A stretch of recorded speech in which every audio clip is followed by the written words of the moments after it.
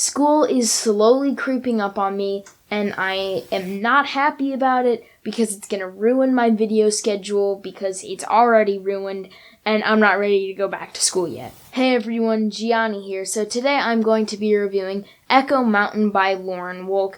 This one was pretty interesting. I thought that I wasn't going to like it, but then I did. So just stick around, and if you enjoy this video, make sure to leave a like on it, and also subscribe if you haven't already. So, let's get into it. Ellie's family has fallen upon hard times. The Great Depression has forced them to move to Echo Mountain.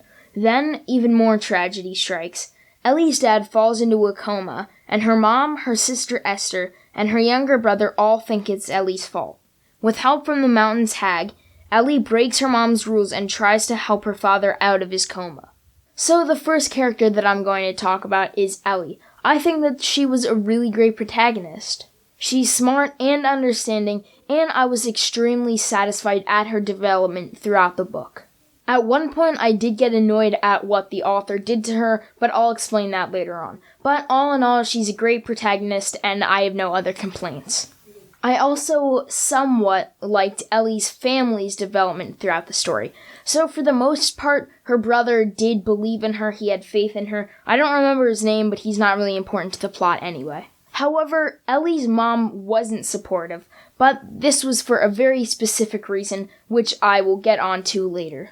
She also had a change of heart at the end, which helped sort of reunite the family, so all in all, it really did work out. Until we get to Ellie's sister, Esther. She is one of the worst characters I have ever read about, and I hope she gets tortured in some way, like she drinks orange juice after brushing her teeth while stepping on a Lego. I'm definitely exaggerating here. Also, I don't really know if she deserves it, and I can't really explain why without spoiling the book, so I'll come up with a scenario so that you can sort of understand what I mean. So let's say I write a riveting book called Manny Ruins Everyone's Life. Let's say Manny has to tend to a fire. Greg specifically told him to watch it in case it burns too much so that he can warn Greg so their house doesn't burn down. Then Manny realizes that Meep Reads just uploaded a new video, so he rushes to watch it, as you all should. And then the house burns down and, I don't know, their dog has asthma so it has to go into the hospital.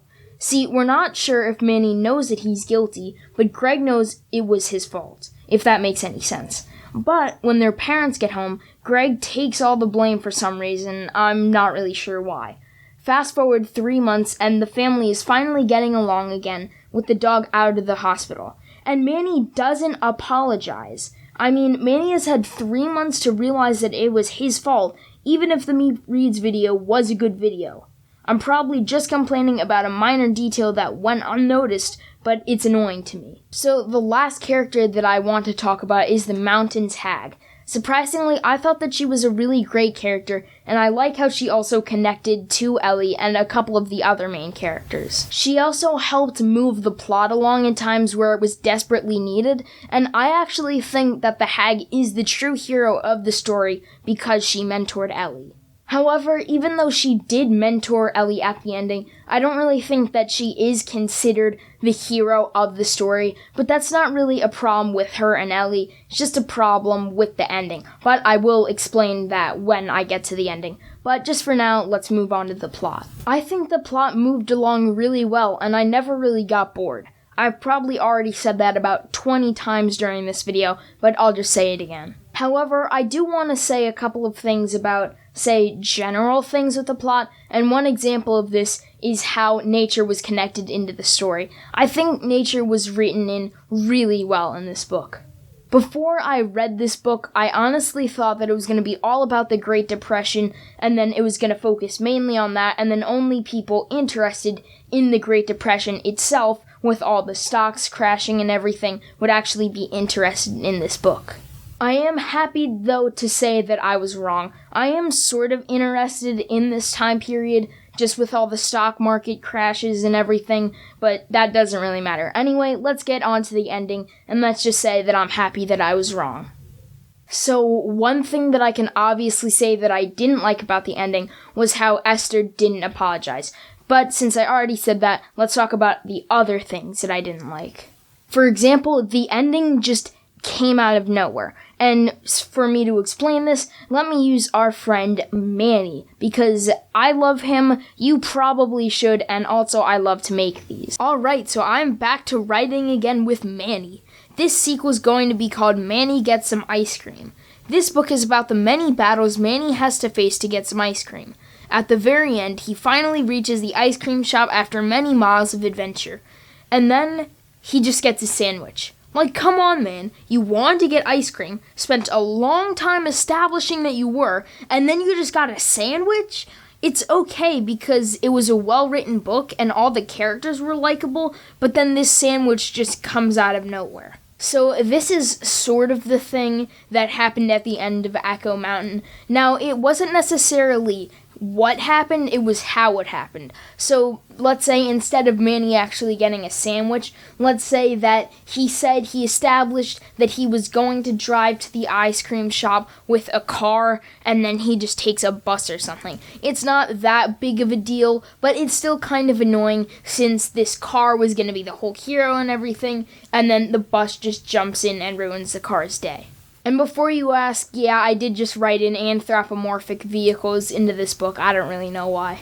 Now, this ending could have been fixed in two different ways. The first way is that it just entirely gets changed. So in this scenario with Manny, I could rewrite it so instead of him taking the bus, he just takes the car, whatever, and then it's totally fine.